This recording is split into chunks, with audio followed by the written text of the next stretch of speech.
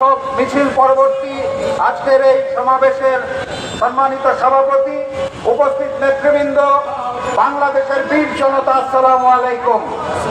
বক্তব্য দেওয়ার নতুন করে কোনো কিছু নাই, কথাবার্তা পরিষ্কার করে বলতে চাই।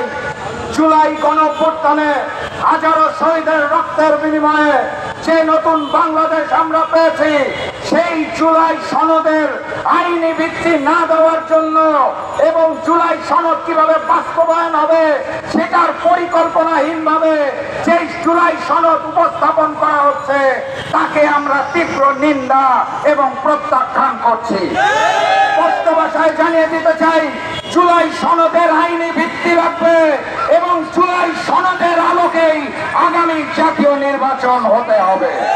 সম্মানিত সাথী এবং বন্ধুগণ, অগাস্ট মাসের 5 তারিখে ফ্যাসিস্ট হাসিনা পতন আন্দোলন শুধুমাত্র হাসিনা এবং আওয়ামী লীগের বিরুদ্ধে ছিল না, বরং হিন্দুস্তানের বিরুদ্ধে ছিল, ভারতীয় আগ্রাসনের বিরুদ্ধে ছিল, ভারতীয় আধিপত্যবাদের বিরুদ্ধে ছিল। এই নতুন বাংলাদেশে আমরা নতুন করে আর কোন ভারতীয় চক্রান্ত দেখতে চাই না এবং মেনে নেব না, ইনশাআল্লাহ। স্বৈরাচারহীন বাংলাদেশ করার জন্য, নতুন বাংলাদেশ করার জন্য আগামী জাতীয় নির্বাচন উভয় কক্ষে পিআর পদ্ধতিতে নির্বাচন ব্যতীত আর কোন গতি নাই। অতএব উভয় কক্ষে পিআর পদ্ধতিতে নির্বাচন হতে হবে। আমরা জাতীয় নির্বাচনের কালো টাকার ব্যবহার দেখতে চাই না, পেশি শক্তির ব্যবহার দেখতে চাই না, নমিনেশন বাণিজ্য দেখতে চাই না।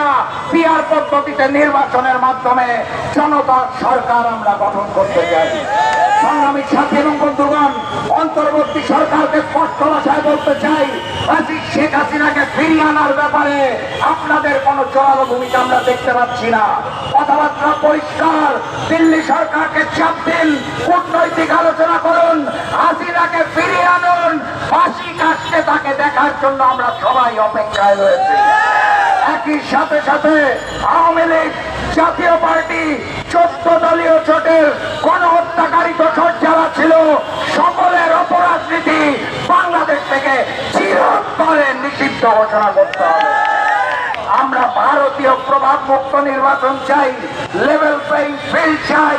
ওই শেখ হাসিনা যেভাবে করে দেশকে ভারতের হাতে তুলে দিয়েছিল, সেখান থেকে আমরা স্বাধীন সার্বভৌম বাংলাদেশ চাই। 3 দিনের কর্মসূচির প্রথম দিন আজকে বিক্ষোভ মিছিল হয়েছে। আগামীকাল 7টি বিভাগীয় শহরে গণসংযোগ হবে জাকপার পক্ষ থেকে এবং 26 তারিখ সকল সাংগঠনিক জেলায় জাকপার 7 দফা দাবি নিয়ে বিক্ষোভ মিছিল হবে।